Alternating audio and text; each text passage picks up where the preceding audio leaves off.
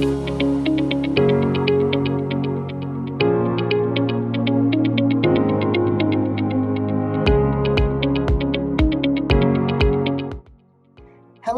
I'm Artisha Moore, President and CEO of Association Forum, and today I have Josie Hernandez here with me. Josie, let me have you introduce yourself.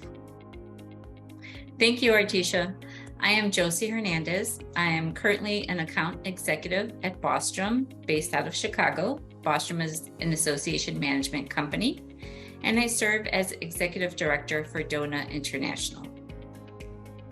Josie, one of the things that we've done in these videos is really talk a little bit about the career journey. So can you tell us a little bit about where you came from to get to where you are at Bostrom today? Oh, sure. I love that question. That's a great question. I guess, I always think it's good to also start kind of at the beginning and give people a little bit about background about yourself. So I am born and raised in Chicago, which is a big part of my identity. So my parents are from Mexico. They are from a very small town in Zacatecas, which is a beautiful state, and their small town is Momax. My dad immigrated here in the late 60s and then married my mom and brought her over. And so I was born here and I had 4 sisters and we were all born here. So, went to grammar school, high school. We lived in the South Chicago neighborhood of Chicago, which just also to give some point of reference is where the first Hispanic church was established in the city of Chicago. So somehow religion always kind of establishes communities. So I think it's, just important to share about, where I grew up in that frame of reference in terms of Chicago and its identity with the Latino community. So went to grammar school and high school and then went to study at the University of Illinois at Urbana-Champaign.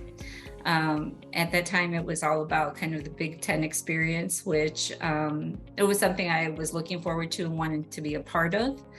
I've always been very interested in fashion. That is kind of like my go-to point of interest and everything else outside of work and other things. So I did study marketing of textiles and apparel. At one time, the US had a textile industry and they had a program there in the College of Agriculture. So that's what I studied. And getting now to kind of my point of business, when I graduated, I started working in the retail industry and retail management. And I had considered moving out of Chicago, but based on family, I decided to stay here. The reason I share that is because there are limited opportunities to other things that I wanted to do within the retail industry. So I kind of went into retail management. And I did that I say this is association management is my second career journey. And so the first part of my career was based in retail, and I managed several stores throughout the Chicagoland area and did my career working for Retail Brand Alliance. They had stores called Casual Corner, if you remember those. They had a flagship store on Michigan Avenue at 420 North Michigan, and I closed that store up for them. At that point, I stayed home for just a year because I knew I couldn't stay home that long. I had a daughter, and then I knew that I didn't want to go back into retail as much as I loved it, the work-life balance. I was looking for something different. So I took a part-time job, worked for an insurance agency, and then someone that I knew, referred me to a job at their work, which was at the Institute of Real Estate Management, and that was my first, foray into association management. That was in 2012. And so I've been working in associations now for 10 years. And I had a great experience at IREM. I started off because it was a career transition in a coordinator position. And the years that I was there, I was able to move up to the ranks through senior manager, and decided that I wanted something a little bit different and get a different experience. I was basically primarily working in education delivery. And from there, I went on to work at the Academy of Nutrition and Dietetics, very large organization, and I was part of their dietetic practice group management team. At the Academy, they have over 20 dietetic practice groups, all with governance structure and budget associated to them. So kind of like many little groups, and I managed 3 of them and really learned. I really think that really complemented my skill set and learned a lot in those 3 years.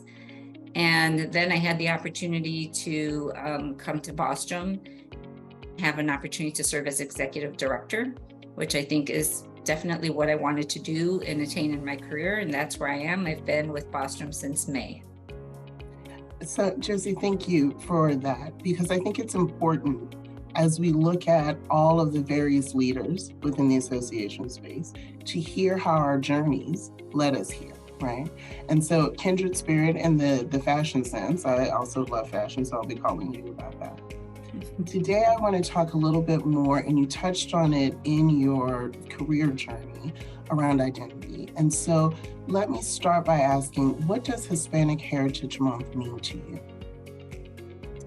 Hispanic Heritage Month has changed in terms of what its meaning is throughout the years. I think when I was younger, it didn't really mean much because I celebrate it all the time, so it's it's an acknowledgement, or you don't realize the importance of having the month to understand that other people, it's an opportunity for them to pause and take note and learn about your culture, right? And so now that I am in a different position, and I think because of my leadership opportunities, it means so much to me for that reason, to understand that it is a moment to pause and to celebrate our culture, but most importantly, celebrate it with those who are not familiar with it from day to day, who don't live it, who want to be interested in it, who want to know more about me as their friend, as their colleague, or anyone else, who they may work with, or just in general. So what it means is it's a really great opportunity to showcase our culture and celebrate it with everyone. I think that's important. And so as an ally and an amplifier, it also gives that kind of focal point to lean in and really kind of hear. I think one of the things that I've learned over the years is how diverse the community is. So when we think about this particular month, it's important to really kind of lean in and I think expand your understanding. As I think about what you talked about in your career journey in association management, how can the association industry become more inclusive to the Latinx community?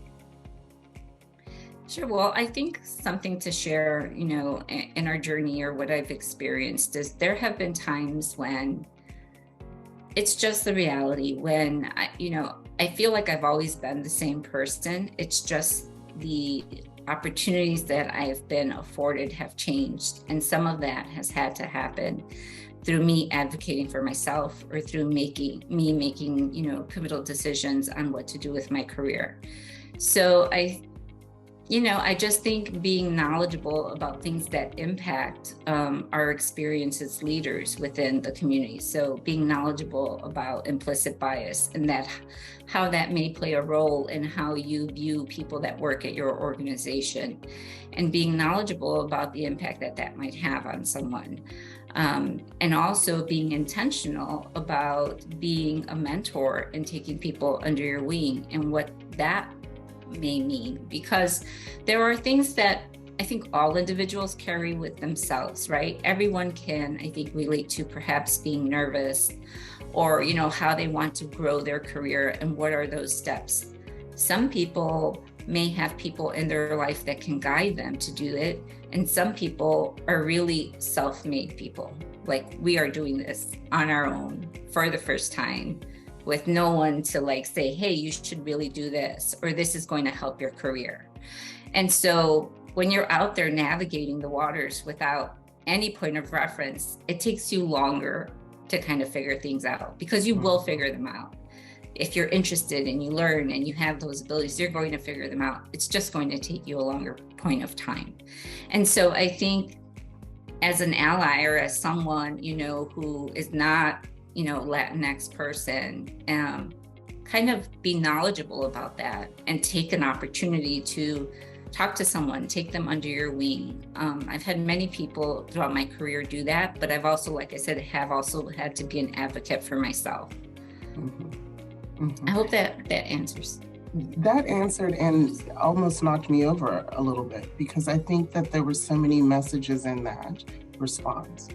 Advocating for yourself, but also helping educate others as you do that, right? As you go into spaces. around that. So I think about my own personal heroes. And when I look not just for the big names, but the people next to me. So I have the privilege of knowing you outside of just, this video. And so that is something that I admire about you and I look up to as it relates to really kind of amplifying the need to be authentic, as well as to really push the boundaries of what we know, right? Person to person.